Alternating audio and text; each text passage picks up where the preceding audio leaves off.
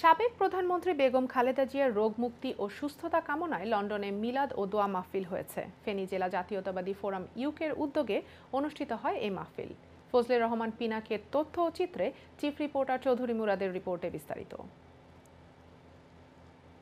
ফেনী জেলা জাতীয়তাবাদী ফোরাম ইউকের উদ্যোগে সাবেক প্রধানমন্ত্রী বেগম খালেদা জিয়ার রোগমুক্তি ও সুস্থতা কামনায় লন্ডনে মিলাদ ও দোয়া মাহফিল অনুষ্ঠিত হয়েছে। ফেনী জেলা জাতীয়তাবাদী ফোরাম ইউকের পক্ষ থেকে ম্যাডামের জন্য খতমে কোরআন এবং দোয়া মাহফিলের আয়োজন করা হয়েছে। সারাদিন ব্যাপী কোরআন খতমের আয়োজন করা হয়েছিল।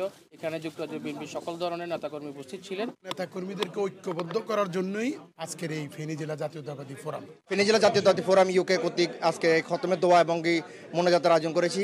এবং আমাদের তিনবারের প্রধানমন্ত্রী যিনি নেলসন ম্যান্ডেলাকে হার মানিয়েছেন, আপনারা জানেন আমাদের এই নেত্রী সেই বিখ্যাত যে ক্লিনিক চিকিৎসাধীন অবস্থা আছেন, যেটা রয়্যাল ফ্যামিলি সহ আরব বিশ্বের অন্যতম বিভিন্ন প্রাইম মিনিস্টাররাও এখানে চিকিৎসাধীন আছেন।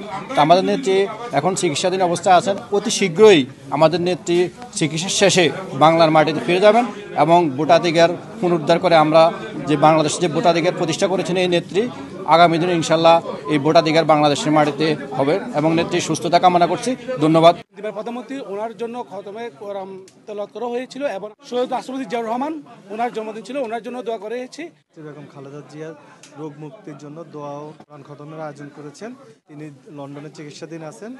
বেগম খালেদা জিয়া সেই চিকিৎসা থেকে এতদিন বঞ্চিত ছিলেন, ওনার যে শারীরিক যে সমস্যাগুলো ছিল। ফোরামের সভাপতি মনির আহমদের সভাপতিত্বে সেক্রেটারি মোহাম্মদ ফেরদৌস বিন জামান তাসমির ও সাংগঠনিক সম্পাদক মাহফুজুর রহমান পরাগের যৌথ পরিচালনায় অনুষ্ঠানে উপস্থিত ছিলেন প্রধান অতিথি হিসেবে ঢাকা মহানগর দক্ষিণ বিএনপির সাবেক যুগ্ম সাধারণ সম্পাদক আনোয়ার হোসেন টিপু।